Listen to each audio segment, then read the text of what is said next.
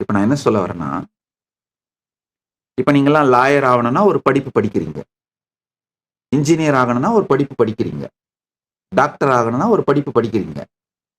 ரொம்ப ரேரா தான் ஒரே நேரத்துல 3 படிப்பையெல்லாம் பண்றதுக்கு வாய்ப்பு. இல்லன்னா எல்லாருக்கும் அந்த வாய்ப்பு கிடையாது.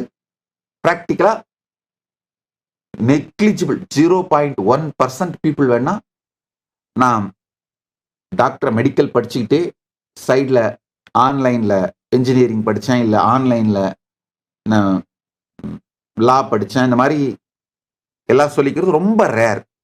இந்த மாதிரி இருக்கிறது.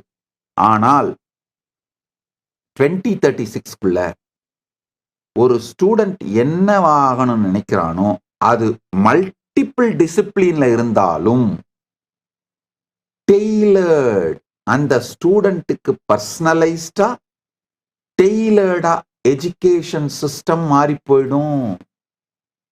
ஏஐ கைடடா அவர் ஒரே நேரத்துல 10 டிசிப்ளின்ல வேணாலும் மாஸ்டர் பண்ண முடியும்.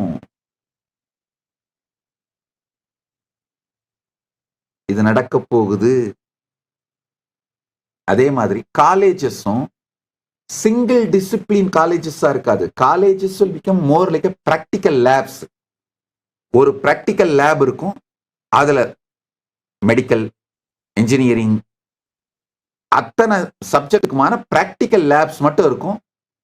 பிராக்டிக்கல் லேபுக்கு தேவையானவங்க மட்டும் வந்து அதை கத்துக்கிட்டு போவாங்க. மற்ற எஜுகேஷன்ஸ் மொத்தமும் ஏஐல முடிஞ்சு போயிடும். உதாரணத்துக்கு ஒரே இடத்துல லா, என்ஜினியரிங், மெடிசன் இது எல்லாத்துக்குமான பிராக்டிக்கல் கோச்சிங் நடக்கும். மற்றபடி நாலேஜோ எக்ஸ்பர்டைஸோ ஏஐ மூலமாவே கொடுக்கப்பட்டுரும். இந்த எக்ஸ்பர்டைஸ்ல ஒரு பர்ஃபெக்ஷன் வரணும்னா பிராக்டிஸ் பண்ணி ஆகணும்.